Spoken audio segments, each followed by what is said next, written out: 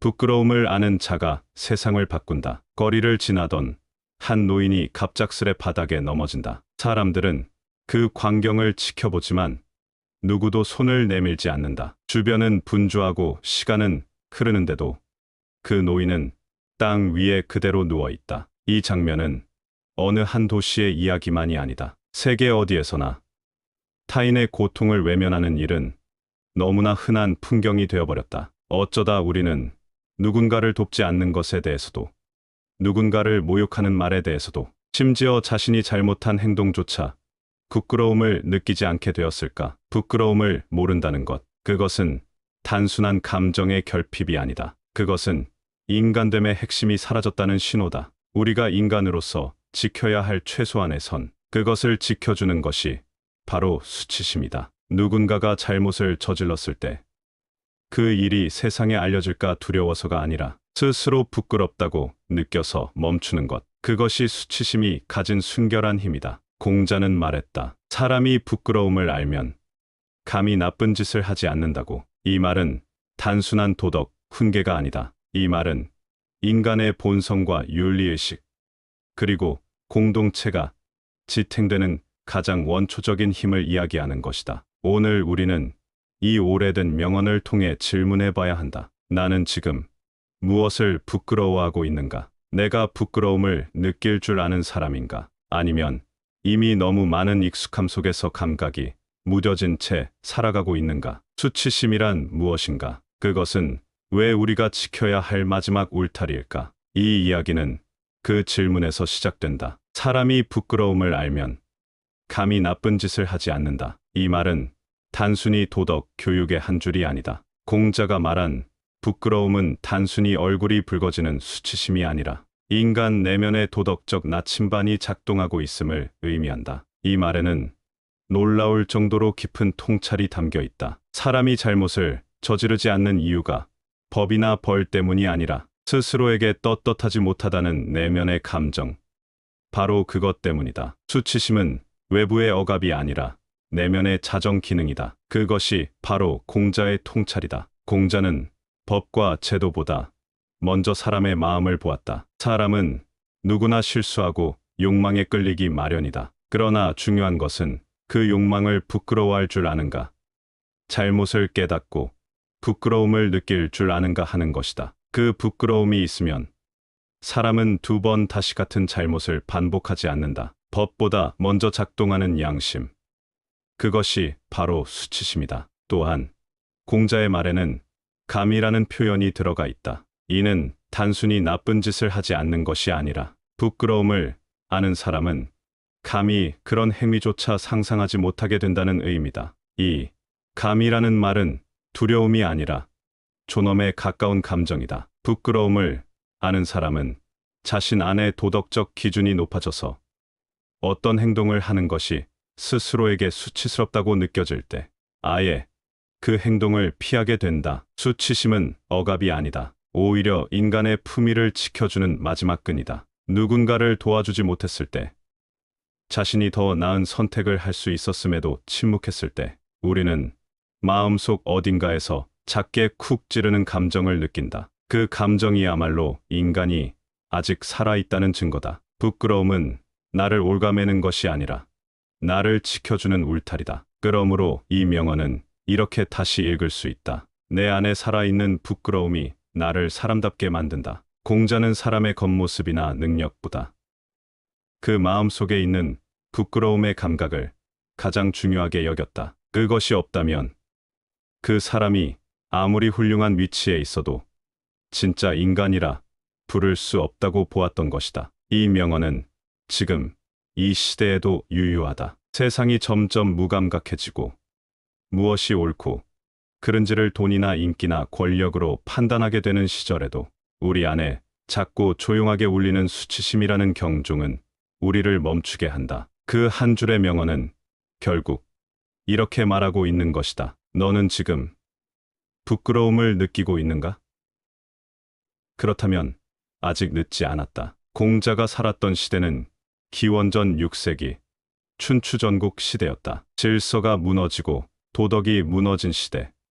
나라와 나라 사이에 배신과 전쟁이 끊이지 않았고 권력을 위해 사람을 죽이는 일이 아무렇지도 않게 벌어지던 시대였다. 법은 있지만 법이 작동하지 않고 권위는 있지만 존경받지 못하며 제도가 있지만 신뢰받지 못하던 시절. 그 안에서 공자는 오직 한 가지를 믿었다. 인간의 내면에 깃든 도덕적 감각 말이다. 그 핵심에 수치심이 있었다. 공자는 사람에게 부끄러움이라는 감정이 있을 때 그 사람은 어떤 외적 규범보다 강하게 스스로를 통제한다고 보았다. 그것은 마치 법이 필요 없는 사람처럼 사는 것이다. 왜냐하면 그 사람은 법을 두려워하기 전에 양심을 두려워하기 때문이다. 이 철학적 배경은 도덕의 기원에 대한 질문으로 확장된다. 도덕은 외부의 강제가 아니라 인간 내면의 자발적 감정에서 출발하는가? 공자의 대답은 그렇다이다. 사람은 자기 자신에 대한 존엄과 타인에 대한 예의를 동시에 가질 때 비로소 인간다운 삶을 살아간다. 그것을 가능하게 해주는 정서가 바로 부끄러움이다. 그래서 공자는 치츠를 인간을 사람답게 만드는 기본 덕목 중 하나로 간주했다. 논어에서는 치츠를 사람이 사람일 수 있는 최소한의 감각이라고도 해석할 수 있다. 단순히 감정을 넘어서 공동체를 유지하는 핵심 에너지로 본 것이다. 그는 또한 예리와 의의를 강조했다. 예는 인간 관계에서 지켜야 할 외적인 질서이고 예는 그 질서를 관통하는 내적인 의로움이다. 그리고 그 중간에서 작동하는 것이 바로 수치심이다. 내가 지금 이 상황에서 예를 따르지 못하고 있다면 부끄러움을 느껴야 하고 그것을 통해 다시 자신을 반성하고 올바른 방향으로 나아갈 수 있어야 한다. 이처럼 수치심은 예의 근간을 이루고 의로움을 향해 나아가게 만드는 내면의 감정이다. 그런 의미에서 공자는 수치심을 단순한 감정이 아니라 철학적 감각이라고 보았다. 이것은 니체나 칸트와 같은 서양 철학자들의 윤리 개념과도 흥미롭게 대조된다. 니체는 수치심을 인간의 약함에서 비롯된 감정으로 보았고 칸트는 도덕을 오직 이성과 의무에서 끌어냈다. 하지만 공자는 인간의 도덕적 삶이 감정의 울림에서 출발한다고 본 것이다. 수치심이야말로 인간의 도덕성이 살아있다는 증거이자 자기 자신에게 가장 솔직한 상태라는 것이다. 이 점에서 공자의 철학은 인간의 내면을 가장 신뢰한 철학이었다. 현대 철학에서도 수치심은 중요한 주제로 다뤄진다. 예를 들어 마사 누스바움은 수치심을 인간 존엄성과 연계된 감정이라 보며 단순히 부정적이거나 억압적인 것이 아니라 인간이 자기 삶의 질서를 바로잡기 위한 내적 반응이라고 본다. 그런 면에서 공자의 수치심 개념은 동서고금을 넘어서 인간 정신의 보편적 감각으로 확장된다. 공자가 말한 수치심은 단지 나쁜 짓을 하고 난 후의 감정이 아니라 그 행동을 미리 막아주는 예감 같은 것이다. 감히 그런 일을 하지 않도록 내면에서 울리는 알람이다. 이 알람이 꺼진 사회는 무엇이 두려운지도 모른 채 살아가게 된다. 그래서 공자는 말한다. 부끄러움을 아는 자가 세상을 바꾼다고. 그 말은 단순한 도덕적 당위가 아니라 인간 존재를 지키는 깊은 철학적 진실이다. 수치심이 사람을 바꾸고 나아가 세상을 바꾸는 힘이라는 공자의 명언은 현실 속에서 얼마나 생생하게 살아 움직이는가. 우리는 때때로 아주 작고 사소한 장면 속에서 이 말의 진실을 목격한다. 어느 초등학교에서 있었던 일이다. 체육 시간에 한 아이가 공을 못 찼다고 친구들이 함께 비웃었다. 그 아이는 얼굴이 붉어졌고 눈가에 눈물이 맺혔다. 그런데 다음 날 그 중 한 친구가 직접 쓴 편지를 들고 와 그 아이에게 건넸다. 편지에는 이런 글이 적혀 있었다. 어제 너를 웃어서 미안해. 집에 가는 길에 내가 한 말이 떠올랐어. 내가 만약 그런 말을 들었다면 너무 부끄러웠을 것 같아. 이 편지는 교실 전체의 분위기를 바꿔놓았다. 선생님은 아이들에게 물었다. 어떤 감정이 너희를 바꾸게 했을까? 아이들은 대답했다. 부끄러움이요. 그 부끄러움이 한 아이의 마음을 움직였고 그 움직임이 전체 분위기를 바꾸었다. 또 다른 장면은 한 방송국 PD의 고백에서 찾을 수 있다. 그는 한때 조회수와 시청률에만 몰두한 나머지 자극적인 내용을 여과 없이 방송한 적이 있었다. 하지만 어느 날 그 방송을 보고 상처받았다는 한 시청자의 편지를 받고 나서 그는 밤잠을 설쳤다고 했다. 그는 회고하며 말했다. 그날 이후로 나는 방송을 만들 때마다 스스로에게 묻습니다. 이 장면은 내 아이가 봐도 부끄럽지 않은가? 그 질문이 나를 지켜줍니다. 그가 방송을 만드는 기준이 바뀐 것은 법이나 회사 규정이 아니라 바로 수치심이라는 내면의 감정이었다. 또 다른 이야기. 한 시청각장애 아동을 위한 행사장에서 자원봉사를 하던 대학생이 있었다. 그는 처음에는 사진 찍는 흉내만 내고 실제로는 큰 노력을 하지 않았다. 하지만 행사 마지막 날, 그 아이가 그 대학생의 손을 꼭 잡고 말하길, 고마워요. 형이 나랑 같이 있어줘서 내가 더 특별해졌어요. 순간 그는 온몸이 얼어붙었다고 했다. 그 아이는 아무것도 몰랐지만 그는 알고 있었다. 자신이 진심으로 그 아이에게 다가가지 않았다는 것을. 그리고 그는 눈물을 흘리며 그 다음 해 다시 자원봉사에 신청했고, 이번엔 가장 먼저 행사장을 세팅하고 끝까지 아이 곁에 남았다. 그는 말한다. 그 아이는 내게 상을 준 게 아니라 수치심을 깨우게 해줬어요. 그래서 내 인생이 달라졌어요. 공자의 말은 고대 철학자의 고리타분한 교훈이 아니다. 오늘을 살아가는 우리 곁에서 여전히 생생하게 작동하는 진실이다. 그리고 이 진실은 드라마보다 더 극적이다. 범죄자가 아닌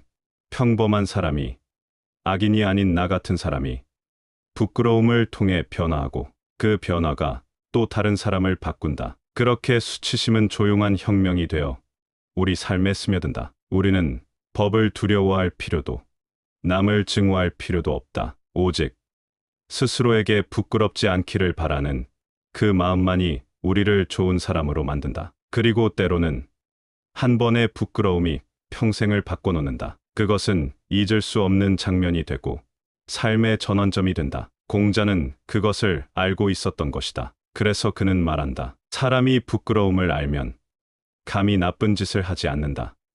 감히, 그 두 글자 안에 담긴 건 단호함이 아니라 인간의 가능성에 대한 깊은 믿음이다. 오늘날 우리는 부끄러움이라는 단어를 어디에서 찾아볼 수 있을까? 사람들은 실수를 해도 웃으며 넘긴다. 누군가를 험담하고도 당당하게 말한다. 불의에 침묵한 자신을 돌아보지 않고 타인의 고통을 외면하면서도 자기만의 논리로 정당화한다. 누가 감히 이 시대를 부끄러움을 잃어버린 시대라 부르지 않을 수 있을까? SNS에서 타인을 조롱하거나 인신공격을 하는 일이 일상이 되었고, 남을 밀쳐서 내가 조금 더 빨리 앞서가면 그게 능력이라 여기는 세상. 그런 시대 속에서 공자의 이 말은 오히려 더 또렷하게 울린다. 사람이 부끄러움을 알면 감히 나쁜 짓을 하지 않는다. 이 말은 지금 우리 사회가 다시 꺼내 들어야 할 거울이다. 기업의 비윤리적 행태가 언론을 통해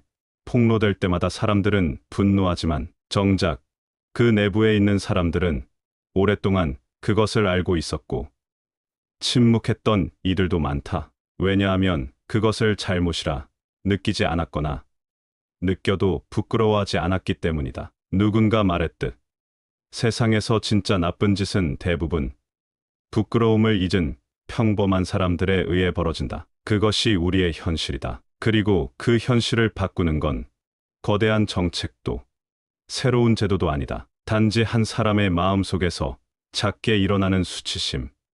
그 감정 하나가 시작이다. 이 감정은 교육에서도 결정적인 역할을 한다. 오늘날 많은 교육은 지식을 가르치는 데 초점이 맞춰져 있다. 그러나 지식은 윤리를 담보하지 않는다. 아무리 똑똑하고 논리적인 사람도 부끄러움을 모르면 오히려 더 위험한 존재가 된다. 그래서 교육은 지식 이전의 감정을 길러야 한다. 특히 그건 부끄러운 일이다라고 느낄 수 있는 감수성. 우리는 누군가를 공개적으로 망신 주거나 수치를 주는 것에 대해서는 매우 민감하지만 정작 스스로가 스스로를 돌아보는 수치심에 대해서는 너무 둔감해져 있다. 그것이 오늘날 인간성을 위협하는 근본적 문제 중 하나다. 공자는 말한다. 부끄러움을 아는 사람은 감히 나쁜 짓을 하지 않는다고. 이는 자율적 통제의 철학이다. 사람을 법으로 통제하는 것이 아니라 마음으로 스스로를 조절하게 하는 힘. 그 힘이 작동하는 사회는 제도가 허술해도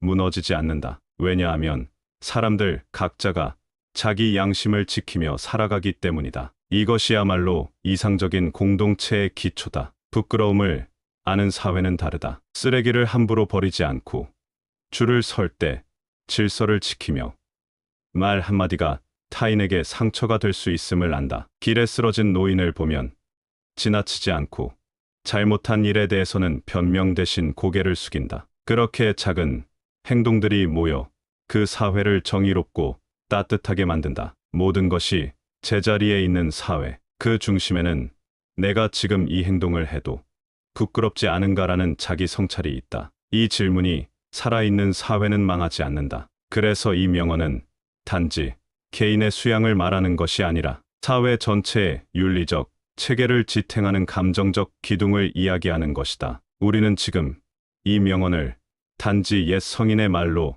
여기지 말아야 한다. 오히려 지금의 우리 사회가 꼭 붙잡아야 할 등불로 삼아야 한다. 그리고 각자의 자리에서 자신에게 물어야 한다. 나는 오늘 하루 부끄러움 없이 살았는가? 내가 외면한 장면은 없었는가?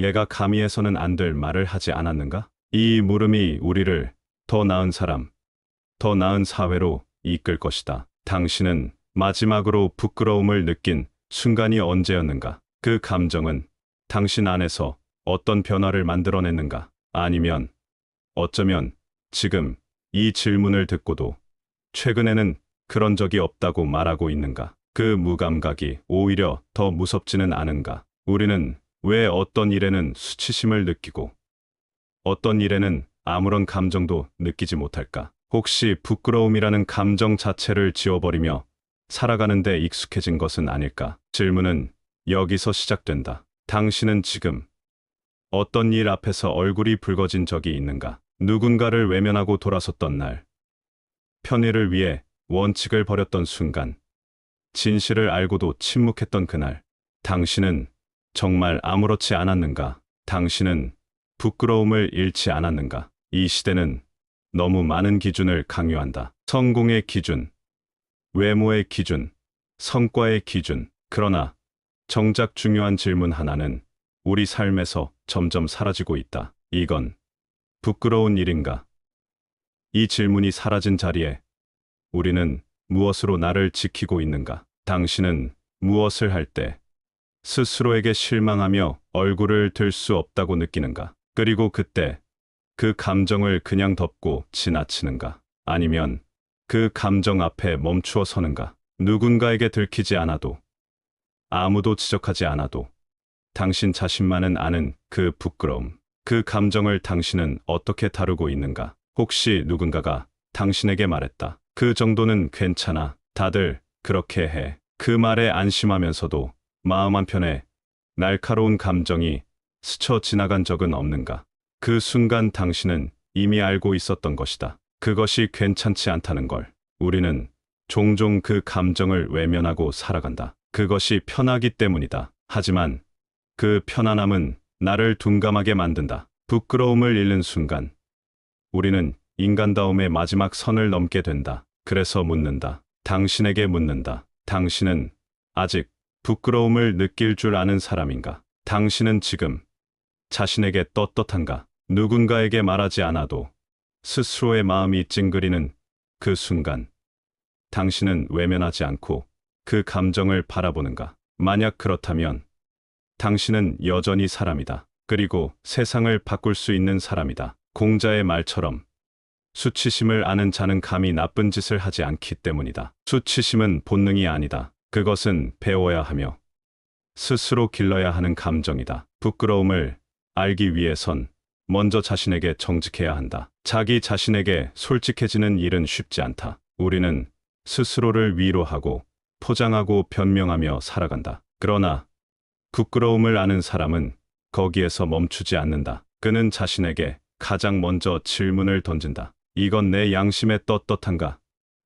이 질문이 실행의 시작이다. 말 한마디를 하기 전에 행동을 결정하기 전에 그 질문 하나로 멈춰 서는 것. 거기서부터 수치심은 내면의 도덕이 되고 삶의 기준이 된다. 실천 전략 첫 번째는 침묵을 깨는 용기다. 우리는 잘못을 목격하면서도 말하지 않는다. 혹은 내가 실수했을 때 사과하지 않는다. 그 순간 우리는 부끄러움을 감춘다. 그러나 진짜 수치심은 말하게 만든다. 그건 옳지 않다고 생각해. 내가 잘못했어. 이 짧은 문장이 관계를 회복하고 나를 지킨다. 부끄러움을 감추려 하지 말고 그것을 고백하는 연습을 해보라. 당신의 말이 당신의 도덕이 된다. 두 번째 전략은 작은 선택에서의 민감성이다. 양보할 수 있는가?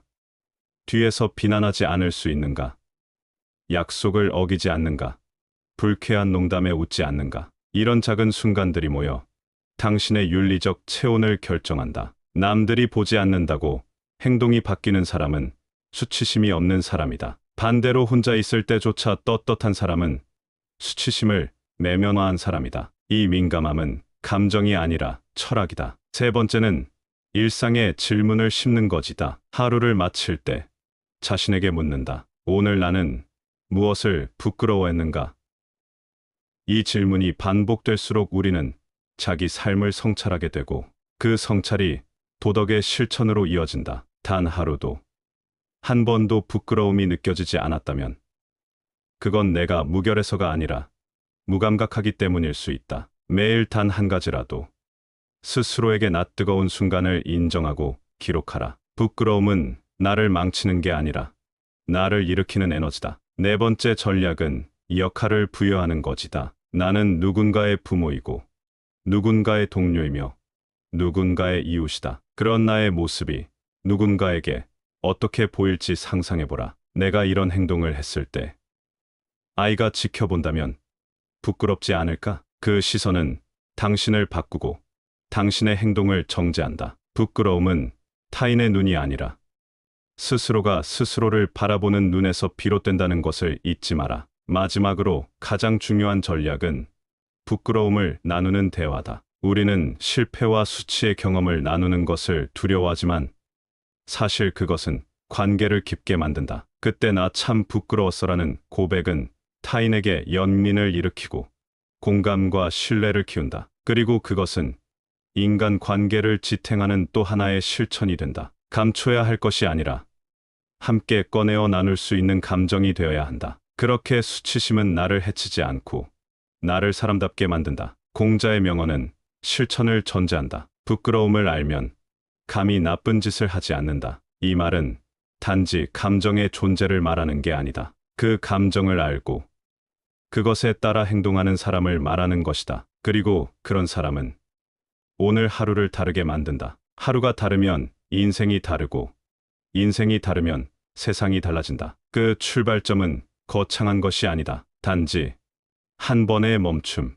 그리고 한 줄의 질문이다. 나는 지금 부끄럽지 않은가? 어느 깊은 밤, 당신이 홀로 깨어 누워있는 그 시간, 하루 종일 마주했던 얼굴들, 지나온 장면들이 조용히 되돌아오고 가슴 어딘가가 묵직해지는 순간이 있다. 누구에게도 말하지 않았지만 마음속 깊은 곳에서 울리는 작은 목소리. 그건 조금 부끄러웠어. 그 한마디가 누군가에겐 고백이 되고 누군가에겐 변화의 시작이 되며 누군가에겐 아직 사람으로 살고 있다는 마지막 증명이 된다. 우리가 인간이라는 사실은 실수하지 않는 데에 있는 게 아니다. 실수 앞에서 부끄러워할 줄 아는 데에 있다. 그리고 그 감정이 우리를 다시 일으켜 세운다. 공자의 말처럼 부끄러움을 아는 사람은 감히 나쁜 짓을 하지 않는다. 그것은 단지 착하게 살아야 한다는 말이 아니다. 그것은 인간이 타락하지 않기 위한 마지막 줄기다. 그 줄기가 끊어지면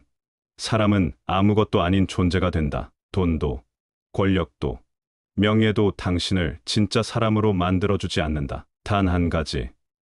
스스로에게 부끄럽지 않게 살아가는 그 삶만이 당신을 사람으로 남게 한다. 그것이 공자의 철학이며 오늘 우리가 붙들어야 할 가르침이다. 수치심은 숨겨야 할 것이 아니다. 그것은 당신 안에 아직 따뜻함이 있다는 증거다. 그것은 당신이 여전히 타인의 마음을 상상할 수 있고 자신의 말과 행동을 되돌아볼 수 있으며 변화할 수 있는 가능성을 품고 있다는 뜻이다. 당신은 실수해도 괜찮다. 넘어져도 괜찮다. 다만 그것 앞에서 아무렇지 않은 척하지 않기를. 그 감정을 꾹 눌러 무감각한 사람이 되지 않기를. 차라리 부끄러움 속에서 다시 일어나기를. 그것이야말로 인간다운 길이다. 오늘 하루 당신은 몇 번이나 멈춰섰는가?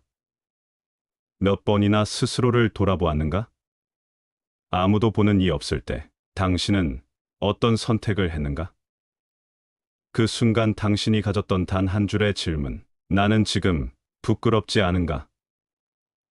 그 물음이 바로 당신의 삶을 결정한다. 그리고 그 물음에 떳떳한 대답을 할 수 있다면 당신은 이미 세상을 바꾸는 첫걸음을 내디딘 것이다. 우리가 부끄러움을 잃지 않을 때 세상은 더디지만 조금씩 바뀐다. 타인의 시선을 의식하지 않아도, 누구의 처벌도 두려워하지 않아도 스스로가 나를 가장 먼저 지켜주는 사람일 수 있다면 그 사람은 이미 공자의 가르침대로 살아가고 있는 것이다. 그러니 오늘 하루가 끝날 때 이 한 줄을 스스로에게 건네보자. 나는 오늘 부끄러움 속에서 사람으로 살았는가?